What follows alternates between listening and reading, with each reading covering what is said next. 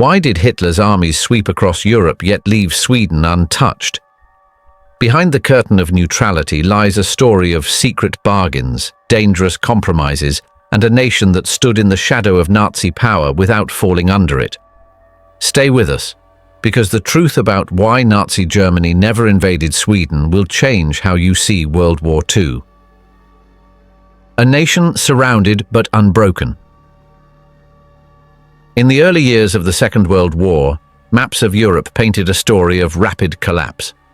Denmark had been overrun in a single day, Norway fell soon after, and Finland had endured the brutal winter war against the Soviet Union. Yet, amid this violent storm, one country remained remarkably untouched: Sweden. How did a relatively small nation, boxed in by powerful forces, manage to preserve its sovereignty when so many others had been crushed under the Nazi war machine? The answer lies in a complex blend of geography, political foresight, and a sharp instinct for survival. Sweden's geopolitical position in 1939 was both a curse and a blessing. On one side, it faced Nazi-occupied Norway. On another, Finland, a nation struggling to recover from its bloody conflict with the Soviet Union. To the south lay Denmark, already under Hitler's grip, while across the Baltic Sea, the shadow of the Soviet Union loomed large. Any miscalculation could have meant disaster, as Swedish leaders knew their country could be pulled into the maelstrom from multiple directions at once. At the helm during this crisis was Prime Minister Per Albin Hansson, a man not celebrated for fiery speeches, but for careful pragmatism. His government understood that neutrality could not simply be declared.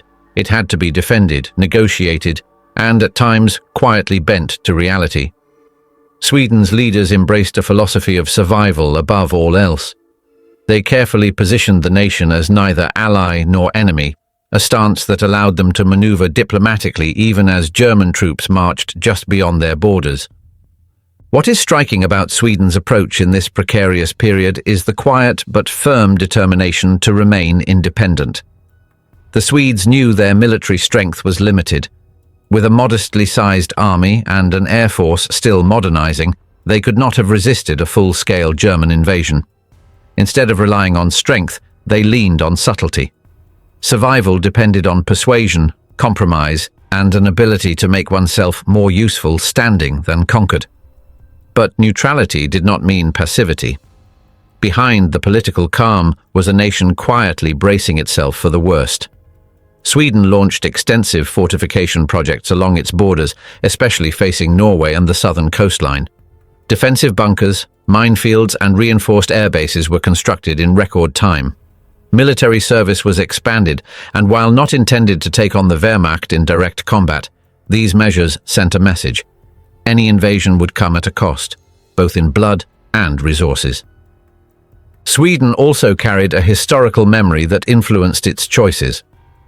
The nation had avoided direct involvement in European conflicts since 1814, when its last war ended with the loss of Finland to Russia. That century-long peace had become part of Sweden's identity, shaping its cautious stance in 1939. Leaders viewed their long neutrality not as weakness, but as a carefully cultivated shield, one they would not discard lightly.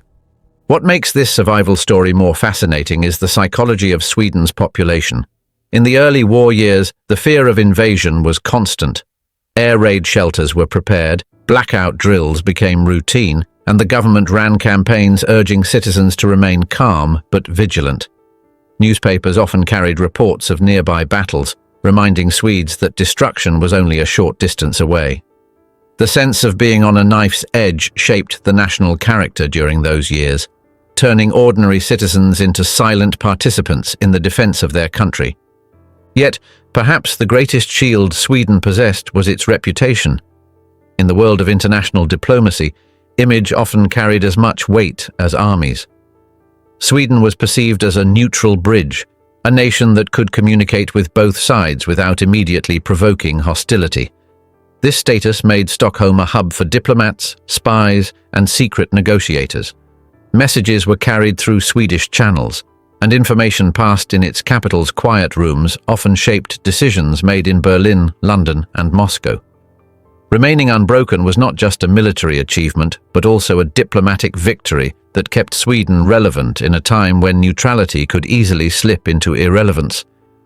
As the storm of war gathered around them, Sweden faced a dilemma unlike any of its neighbors. The choice was stark: resist and risk destruction, or navigate the impossible balance of neutrality while encircled by some of the most aggressive powers in modern history. That they survived at all is remarkable, but survival came with compromises that would soon blur the very definition of neutrality itself. If Sweden was a nation surrounded but unbroken, how did it manage to keep its stance of neutrality credible in a world where neutrality was almost a myth? Stay with us to uncover the details. Neutrality or hidden alliances? When people hear the word neutral, they often imagine a nation standing completely apart from the chaos, untouched and uninvolved. But in the case of Sweden during the Second World War, neutrality was never as simple as staying silent. Instead, it became a complex balancing act, one filled with whispered agreements, quiet accommodations, and subtle actions that blurred the line between neutrality and alliance. Sweden officially declared its neutrality in 1939, just as Hitler's armies swept into Poland and the Allies responded with declarations of war. Yet the idea of neutrality in such a conflict was nearly impossible to uphold in the strictest sense. To survive, Sweden had to make choices, some of which leaned heavily toward favoring one side over the other, even if never openly acknowledged. One of the earliest tests came in April 1940, when Nazi Germany invaded Denmark and Norway. Suddenly, Sweden was bordered directly by German-occupied territory. Though Swedish leaders reaffirmed their commitment to neutrality, their actions revealed a subtler strategy. For example, when German troops requested transit rights through Swedish railways, Stockholm did not immediately reject them. Instead, the government permitted limited passage, sometimes under the guise of humanitarian or logistical needs. In reality, these trains often carried soldiers, equipment and supplies vital to Hitler's campaigns in the north. The Swedish government justified these concessions as necessary to prevent outright invasion. Denying German demands, they feared, could provoke a swift attack, while compliance, though morally questionable, might keep the nation safe. For ordinary citizens, however, the sight of German uniforms on Swedish soil created unease. The country's neutrality was beginning to look like a carefully choreographed performance rather than a clear-cut policy. Beyond these quiet concessions, Sweden also engaged in subtle forms of diplomacy that leaned toward collaboration. One of the most notable examples was its control of communications. German forces required access to Swedish telephone and telegraph lines during the Norwegian campaign. Stockholm granted permission, but simultaneously monitored these channels in secret, gathering valuable intelligence.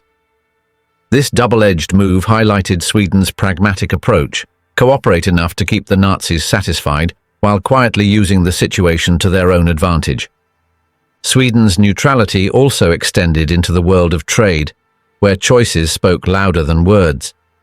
The country's economic ties with Germany deepened as the war expanded. Swedish exports, including machine parts, steel, and other essential goods, became crucial for sustaining the German war effort. Critics later accused Sweden of profiting from the conflict, trading with the aggressor while claiming impartiality. But from Stockholm's perspective, refusing trade would have risked economic collapse and possibly provoked military retaliation. The Allies were not blind to this double dealing. British leaders, particularly Winston Churchill, grew frustrated with Sweden's willingness to bend toward Germany.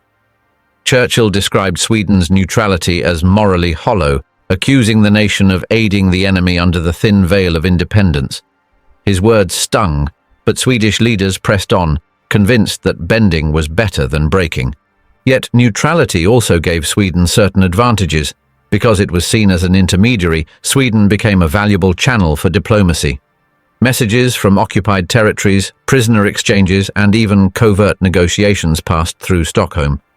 At times, Allied and Axis representatives could find themselves in the same city, carefully avoiding each other yet using Swedish soil to facilitate sensitive missions. Sweden's neutrality was, paradoxically, what made it indispensable in a world otherwise divided by total war. Even within its own borders, Sweden's neutrality was contested.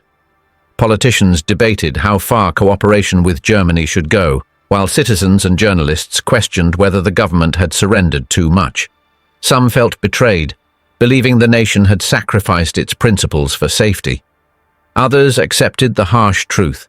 Survival sometimes demanded uncomfortable compromises. The grey areas of neutrality were not just political, but deeply personal. Swedish sailors faced constant dangers in the Baltic, where their merchant ships risked attack from both Allied and German forces. Diplomats walked tightropes, ensuring their words never leaned too far in favour of one side. And Swedish citizens, reading foreign reports, struggled to reconcile their nation's public stance with the rumours of quiet deals made behind closed doors.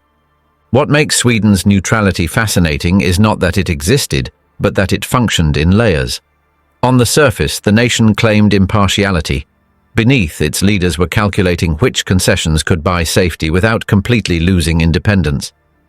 And below that, shadows of secret arrangements revealed a reality where neutrality became a shield for survival rather than a strict principle. By the middle years of the war, Sweden's neutrality had acquired a reputation as something closer to selective alignment. The country could not afford to resist German pressure outright, but it also quietly sought ways to remain useful to the Allies. In doing so, it carved out a precarious place in history, a place where neutrality was less about staying out of the war and more about redefining what it meant to survive inside it. But if neutrality was blurred with hidden alliances, what made Sweden so valuable that even Hitler preferred agreements over conquest? Come with us to find out more. The Iron Lifeline to Hitler. When historians look back at the Second World War, they often highlight tanks rolling across Europe, planes darkening the skies, and ships prowling the seas. Yet behind all these machines of destruction lay one essential ingredient: raw materials. Without steel, there could be no tanks. Without iron, there could be no weapons. And much of that vital iron came from one unlikely source: neutral Sweden. Long before the war erupted, Germany had already recognized the strategic importance of Sweden's iron ore. The ore mined from the northern regions of Kiruna and Gällivare was considered among the purest in the world. Its high quality made it especially suited for producing hardened steel, the very backbone of German weapons production. By the late 1930s, nearly 40% of Germany's iron supply came from Sweden, a dependence that gave Stockholm enormous leverage, but also placed it in a dangerous spotlight. When war broke out in 1939, Britain quickly understood the same thing Germany had. Swedish iron could tip the balance. If Britain could cut off those supplies, it could cripple the Nazi war machine. British intelligence estimated that halting shipments of Swedish ore might bring German military operations to a standstill within months. This made Sweden's iron mines not just a national resource, but a target of global significance. The iron did not move invisibly. During winter, when the northern port of Luleå froze, shipments were transported through the ice-free Norwegian port of Narvik. Long trains rumbled through snow and mountains, carrying ore bound for German industry. The Allies, recognizing this lifeline, considered bold operations to sever it. In fact, one of the driving motivations behind the British and French plan to intervene in Norway in 1940 was precisely to cut Germany off from Swedish ore. This plan unravelled once Germany preemptively invaded Norway, securing the shipping routes for itself. For Sweden, the iron trade was a dilemma with no easy answers. To stop exporting would anger Hitler and invite retaliation. To continue meant indirectly fueling a regime waging war across Europe. The Swedish government chose a pragmatic course: keep the trade flowing but negotiate terms that kept their sovereignty intact. Iron became the bargaining chip that bought time and space for Sweden to remain uninvaded. The sheer scale of the exports is staggering. Year after year, millions of tons of ore were delivered across the Baltic and through occupied Norway. Each shipment represented not just metal but also the uneasy compromise Sweden had made with its powerful neighbour. Germany, for its part, valued this arrangement so highly that it tolerated Sweden's nominal neutrality, rather than risk disrupting the flow through military action. But it wasn't just about quantity, it was about quality. Swedish ore's purity reduced the need for laborious refining, meaning German factories could churn out weapons faster. Tanks like the Panzer IV, artillery pieces, and aircraft engines all relied on steel forged from Swedish iron. Without it, German production would have slowed dramatically, giving the Allies more breathing room. The Swedish mines, remote though they were, became silent engines of war across the continent. Sweden, of course, did not advertise this role. Official statements emphasized neutrality, but the facts told a different story. German dependence on Swedish ore was an open secret, and Allied leaders never forgot it. Winston Churchill himself criticized Sweden harshly for putting economic survival above moral duty, arguing that their trade sustained the enemy at a critical time. Yet the Swedes countered that cutting ties would have meant certain invasion, transforming their cities into battlegrounds like Warsaw or Oslo. What is often overlooked, however, is how Sweden used this dependency to its advantage. Negotiators in Stockholm drove hard bargains, securing fuel and manufactured goods from Germany in exchange for ore. This gave Sweden a degree of economic stability while Europe collapsed around it. Their leaders knew full well that the ore was their shield. So long as Germany needed it, conquest would be postponed. Still, this balancing act grew harder as the war dragged on. By 1943, when Germany's fortunes began to falter, Sweden started to quietly reduce its reliance on the Reich and restore connections with the Allies. But during those critical early years, iron was the lifeblood of Hitler's army, and Sweden was its supplier. Beyond supplying iron that kept Hitler's war machine running, what secret compromises did Sweden make that extended into hidden troop movements and shadowy agreements? Stay here as we reveal everything.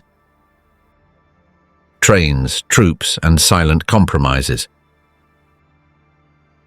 Neutrality may have been Sweden's official stance during the Second World War, but neutrality often lived in the shadows. Beyond speeches and policy statements, there were quiet concessions, subtle agreements, and choices that pushed Sweden into morally grey territory.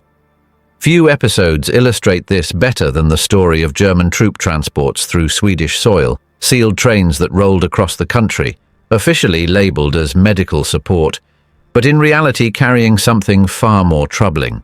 When Germany invaded Norway in April 1940, the Scandinavian balance shifted dramatically. Sweden suddenly shared a border with an occupied nation, and German military demands began to arrive with greater urgency. Among these demands was the right to move personnel and supplies through Sweden. For a neutral state, granting such access was a clear violation of impartiality, yet the threat of invasion loomed too large to ignore.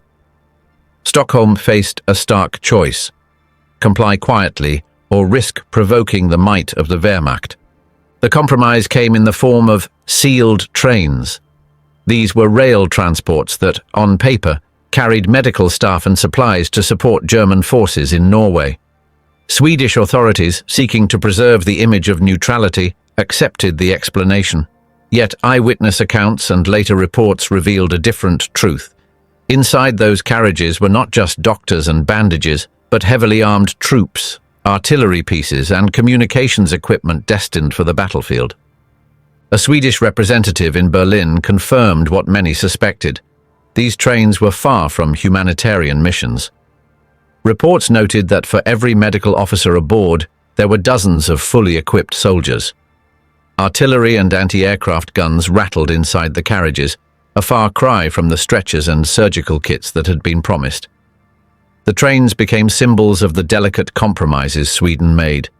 Enough cooperation to appease Germany, but hidden enough to maintain plausible deniability. For the ordinary Swede, these troop movements were both unsettling and humiliating. Railways were a national lifeline, yet now they carried foreign soldiers under the watch of German officers. Many civilians resented the silent intrusion, but dissent was tempered by the knowledge that open resistance could bring devastation. Neutrality, it seemed, was not always about staying uninvolved, It often meant quietly accepting what could not be prevented. The sealed trains also reveal the extent to which Germany relied on Sweden's cooperation. Norway's rugged terrain and poor infrastructure made supplying troops a logistical nightmare. Sweden's rail network, modern and efficient, offered a convenient corridor for sustaining the German occupation. Hitler's generals understood this, and the Swedish government understood the danger of refusal. By granting limited passage, Stockholm kept its borders intact, though at the cost of credibility. Yet Sweden was not entirely passive.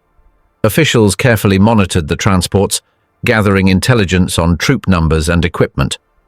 This information, though not always shared immediately, contributed to Sweden's growing role as an intelligence hub.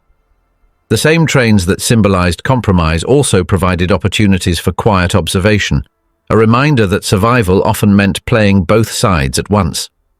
Critics later argued that these troop concessions undermined Sweden's claim to neutrality.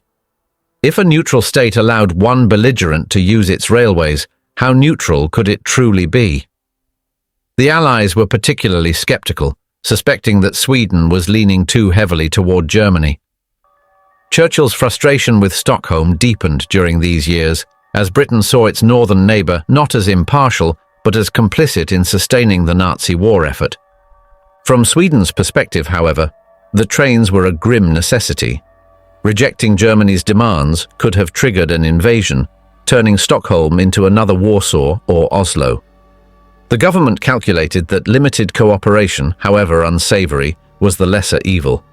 In their eyes, survival justified compromise. These troop transports did not last forever.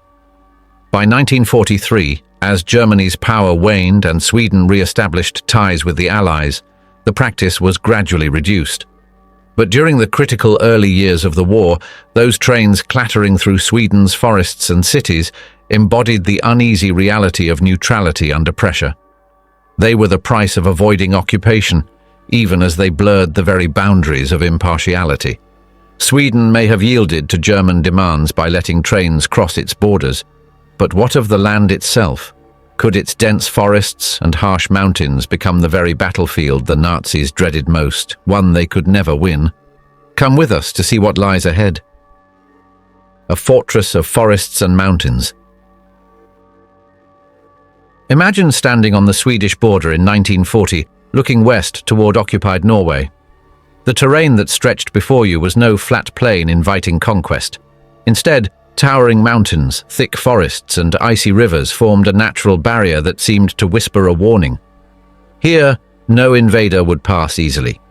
Geography may not often receive the glory of tanks or aircraft, but in Sweden's case, it was a silent defender, shaping Hitler's calculations in ways few appreciate today.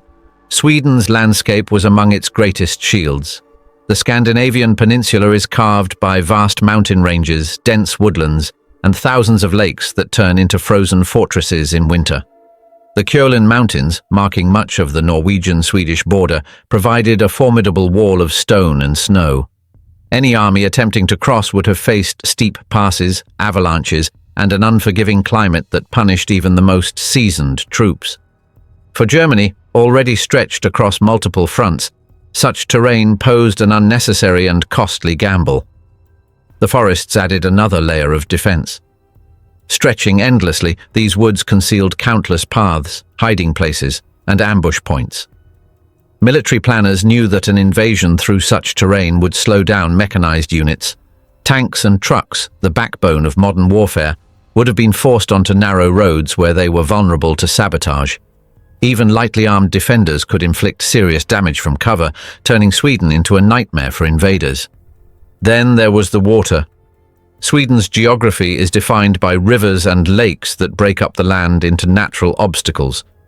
In peacetime, these waterways were a source of commerce and transport, but in wartime, they became potential defensive lines.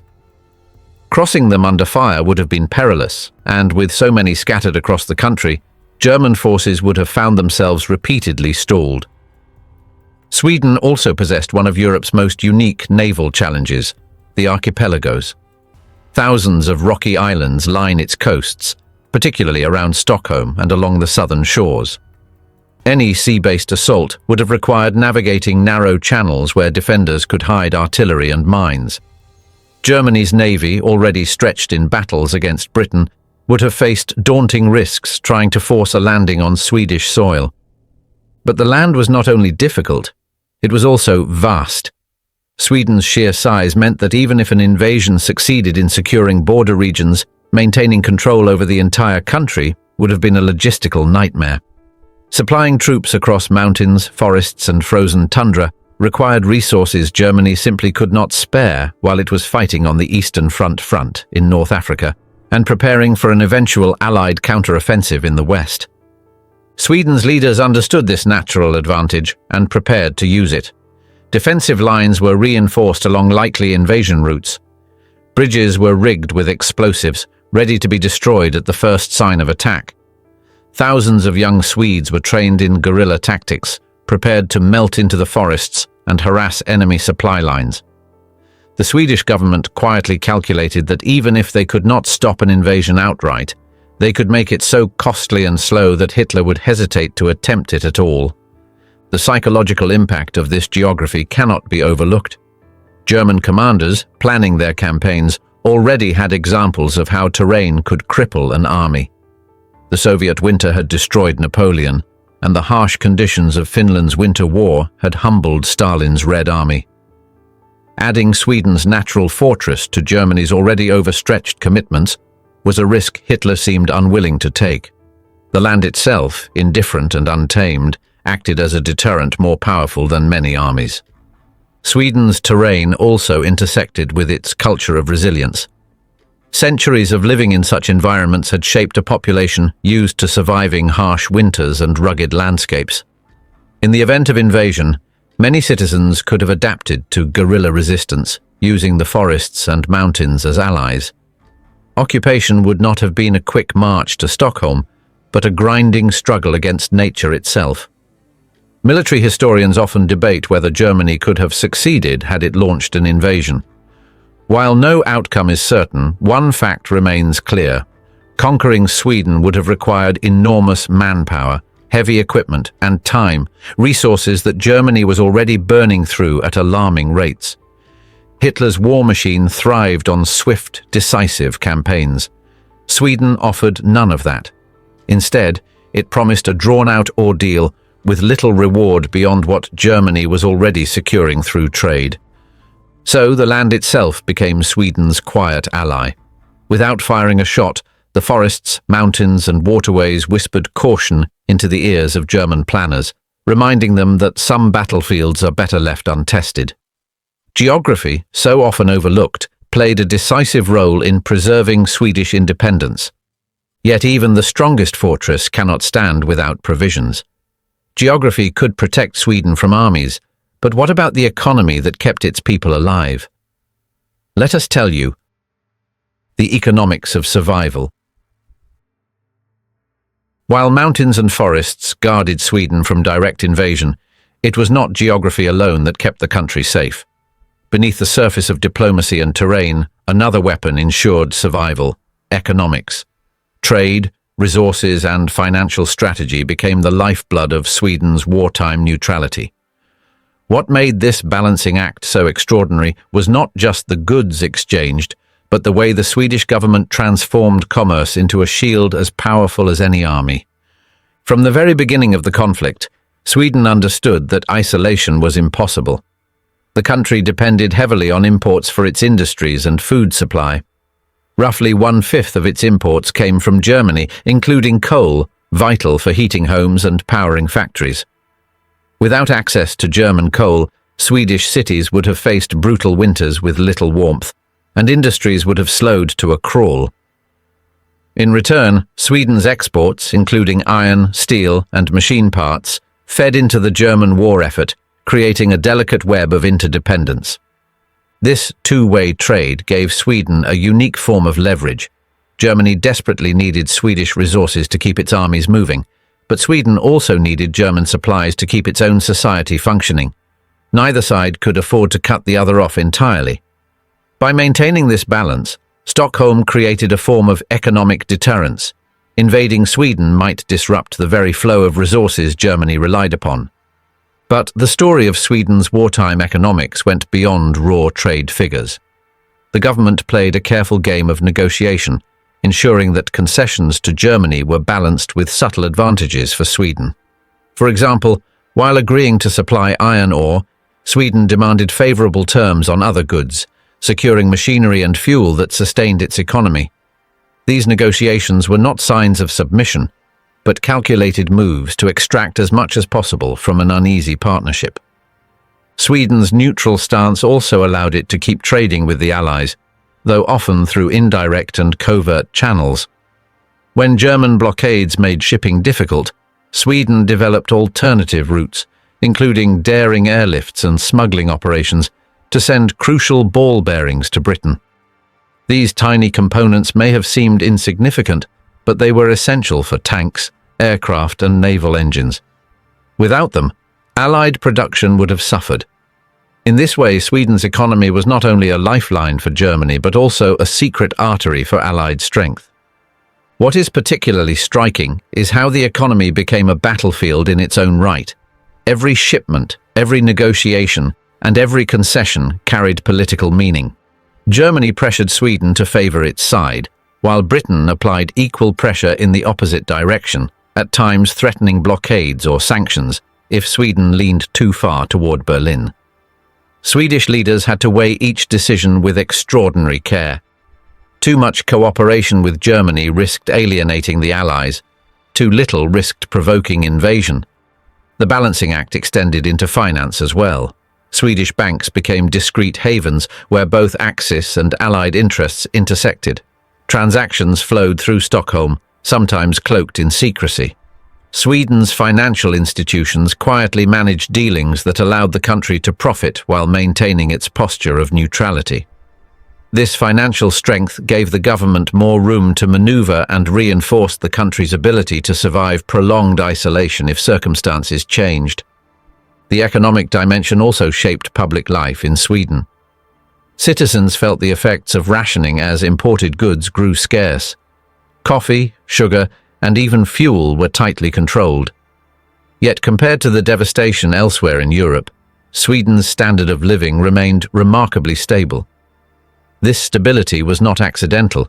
It was the result of careful economic management that prioritized survival while avoiding open confrontation. Critics, both then and later, accused Sweden of profiting from war. They pointed to the steady flow of exports to Germany as evidence of collaboration. Yet defenders argued that survival left little room for moral purity. Without these economic concessions, Sweden might have shared the fate of Norway or Denmark, its independence shattered and its cities occupied.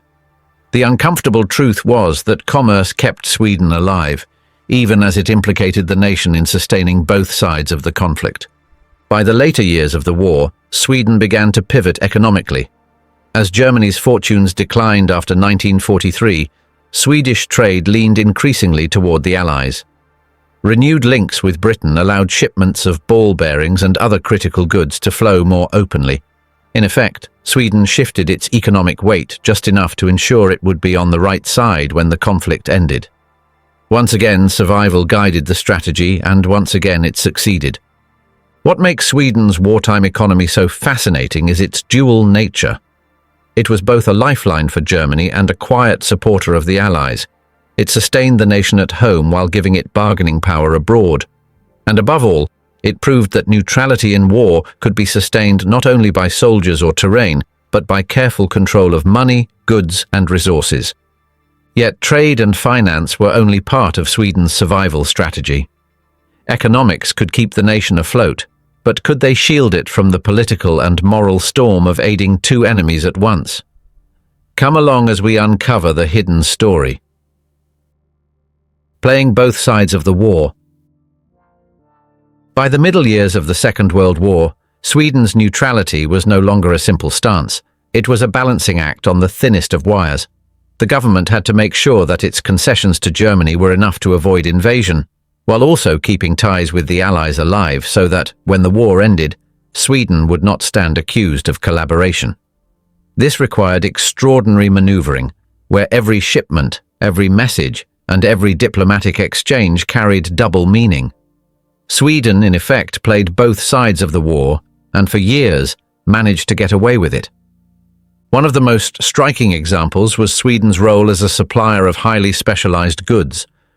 German industry devoured Swedish iron, but the Allies soon came to depend on Sweden for something equally critical: precision ball bearings. These small but indispensable components were used in engines for aircraft, tanks, ships, and even submarines. Without them, machines would grind to a halt. Britain, in particular, valued these supplies so highly that it orchestrated elaborate smuggling routes to ensure their delivery, even under the constant threat of German blockade. At the same time, Sweden kept feeding Germany. Machine parts, steel, and other exports continued to cross the Baltic, sustaining Hitler's war machine. To outside observers, this double trade looked like duplicity, but to Swedish leaders it was survival strategy. If they cut Germany off entirely, they risked invasion. If they refused the Allies, they risked isolation once the war ended. Playing both sides was not about loyalty. It was about ensuring Sweden lived to see peace. But trade was only one layer of this double game. Information became another powerful weapon. Sweden's intelligence networks quietly gathered data from German communications, troop movements, and supply routes. Much of this information, carefully filtered, found its way to Britain. Reports about naval convoys, submarine activity, and even German intentions in occupied territories passed through Stockholm to London, strengthening the Allied hand. While Sweden never trumpeted this role publicly, its intelligence contributions proved invaluable. Stockholm itself became a hive of espionage. The city's neutral status made it one of the few places where spies, diplomats, and informants from both Axis and Allied nations could operate in proximity.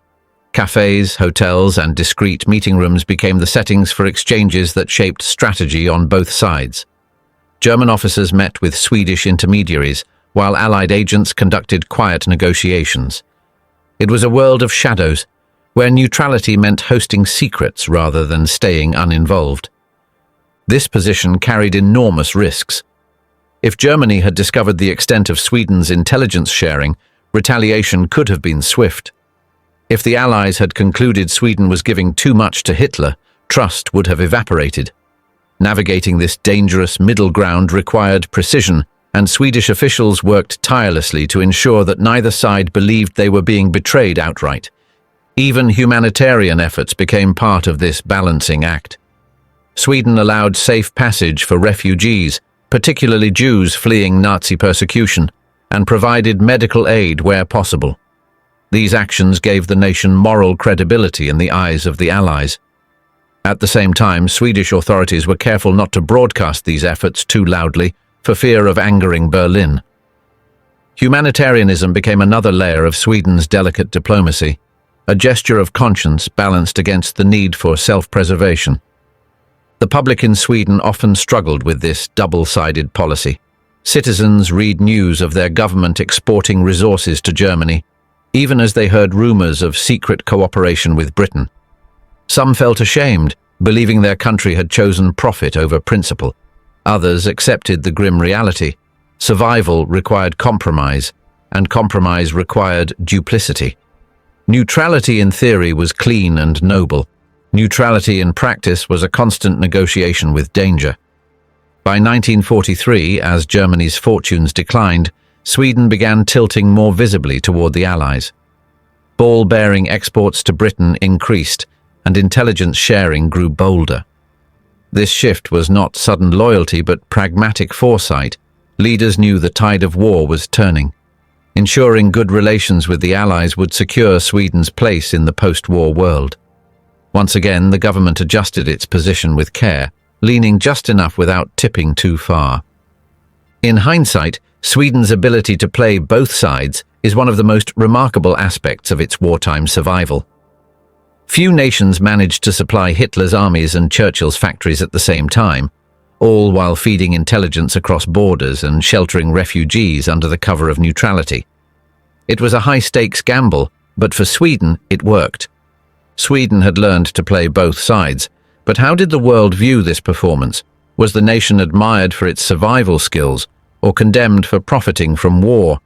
Stay with us to know what really happened. Global eyes on a neutral pawn. Sweden may have considered itself neutral, but the world was watching closely, and not everyone was convinced. To the Allies, neutrality often looked suspiciously like collaboration.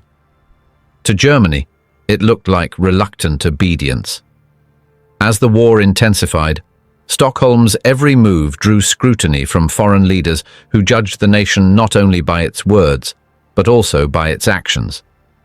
In a world where neutrality was nearly impossible, Sweden found itself less a sovereign actor and more a pawn in the eyes of global powers, useful, tolerated, but never fully trusted.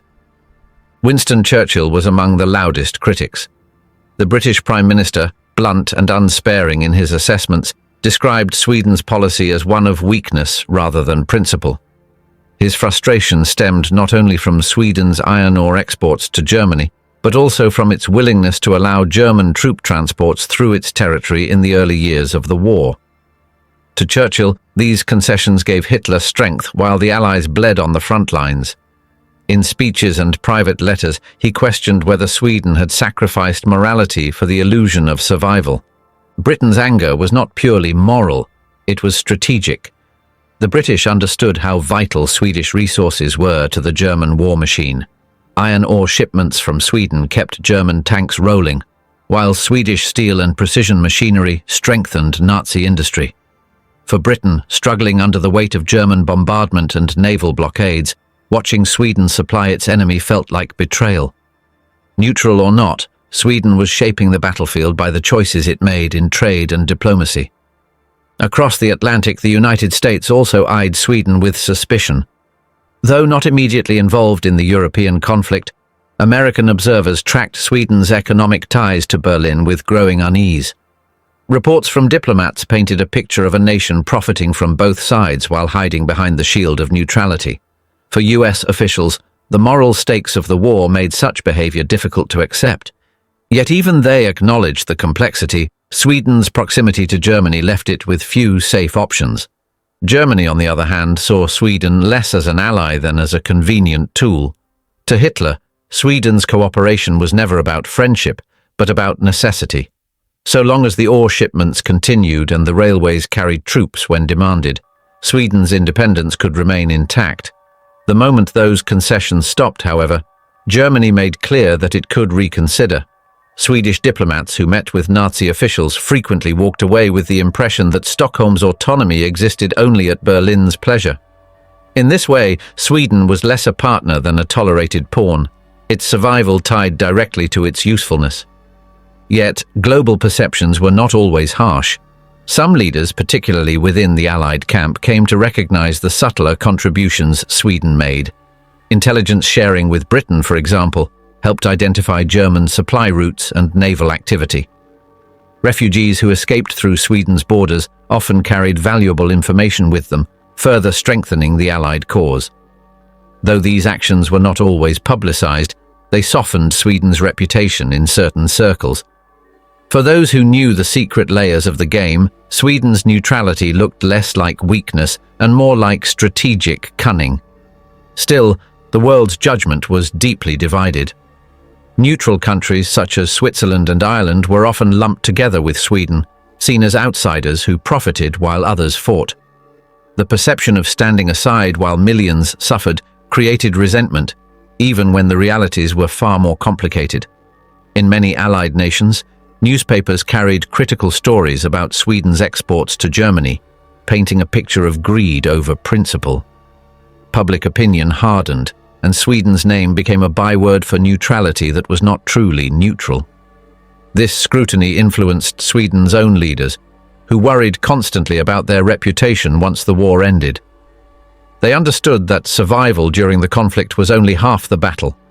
The peace to come would be shaped by how nations remembered their conduct. If Sweden appeared too close to Germany, it risked being treated as a collaborator. If it leaned too far toward the Allies, it risked German wrath before victory was secured. The government's choices reflected not only a desire to avoid invasion, but also a careful calculation about how history would judge them.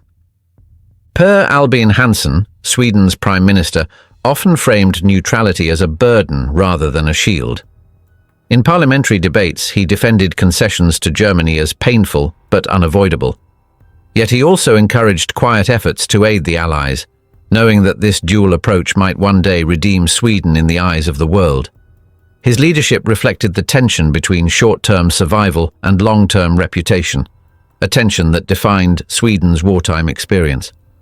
Ordinary Swedes, too, felt the weight of global scrutiny. Many were acutely aware that their nation's neutrality was viewed with suspicion abroad. Some citizens volunteered in humanitarian missions, assisting refugees or supporting resistance movements in occupied Norway and Denmark as a way to balance the moral ledger. Others defended their government's choices, arguing that survival required pragmatism, not heroics. Within Sweden itself, debates raged about whether neutrality was a proud tradition or a shameful compromise. The complexity of these perceptions reveals the unique position Sweden occupied during the war. It was not admired like Britain for its defiance, nor pitied like Poland for its suffering. Instead, it was studied, judged, and often mistrusted. In global eyes, Sweden was never fully neutral. It was a country maneuvering within limits, tolerated because it was useful, criticized because it was safe. And yet, despite all the suspicion, Sweden emerged from the war intact, its cities unbombed, its sovereignty preserved. This survival alone was a remarkable achievement in a Europe scarred by destruction. But the price of that survival was the lingering question. Had Sweden acted wisely, or had it compromised too much? The world had opinions, but the answer lay in the shadows of choices never fully revealed. If the global powers saw Sweden as a pawn, then what did the final judgment look like when the war ended? Was neutrality viewed as cunning diplomacy, or as weakness dressed up in pragmatism? Let us take you inside the untold truth. Neutral or weak? The final judgment. As the guns of the Second World War finally fell silent in 1945, Europe emerged scarred, battered, and transformed. Cities lay in ruins, nations counted their dead, and the geopolitical map was redrawn. Yet in the far north, one country stood almost untouched. Sweden's cities had not been bombed, its borders had not been violated, and its sovereignty had survived intact. To many observers, this outcome seemed remarkable. But the question that lingered was whether Sweden had succeeded through strength and cunning diplomacy, or whether it had merely been too weak to risk defying its neighbors. Neutral or weak? The debate continues to this day. For its leaders, Sweden's survival was proof of careful judgment. Prime Minister Per Albin Hansson and his government had steered the nation through 6 years of turmoil, avoiding both invasion and starvation. Their strategy had been pragmatic, rooted in the understanding that neutrality could not simply be declared.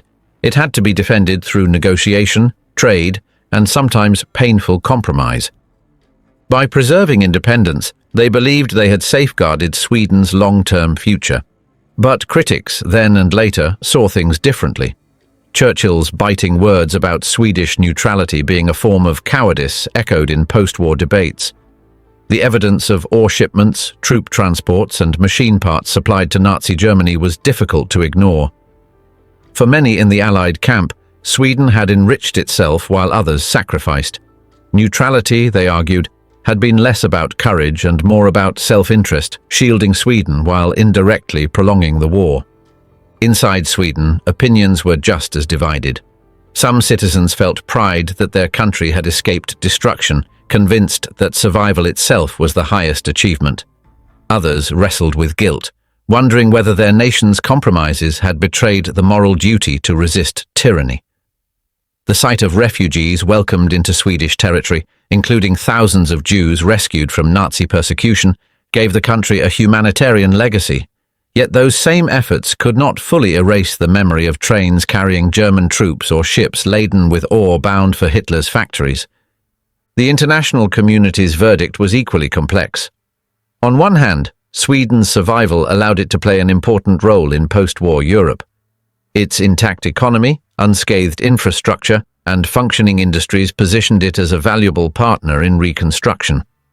Sweden quickly became a hub for humanitarian aid, supporting devastated neighbors and offering mediation in international disputes.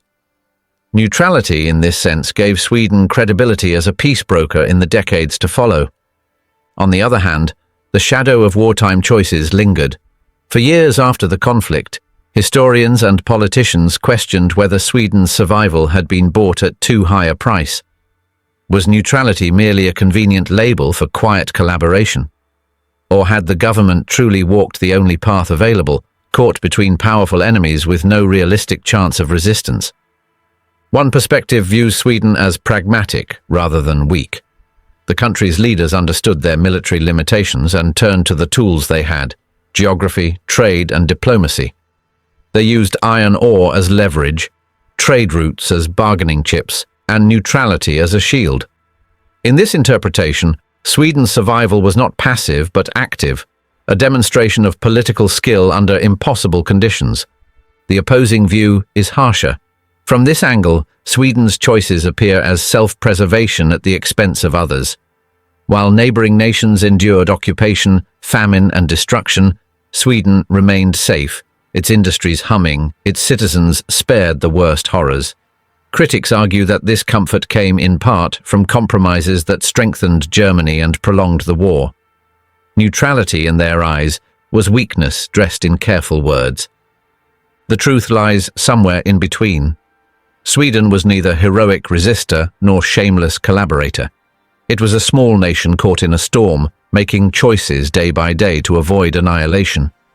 Some of those choices were compromises, others were acts of quiet defiance, and many lived in the grey space between. Neutrality was not pure, but it was effective. Survival came with moral cost, but it also preserved a future for generations who would otherwise have faced occupation and ruin. Were you surprised by the hidden reasons that kept Sweden safe while its neighbors fell to Nazi occupation? Share your thoughts in the comments below.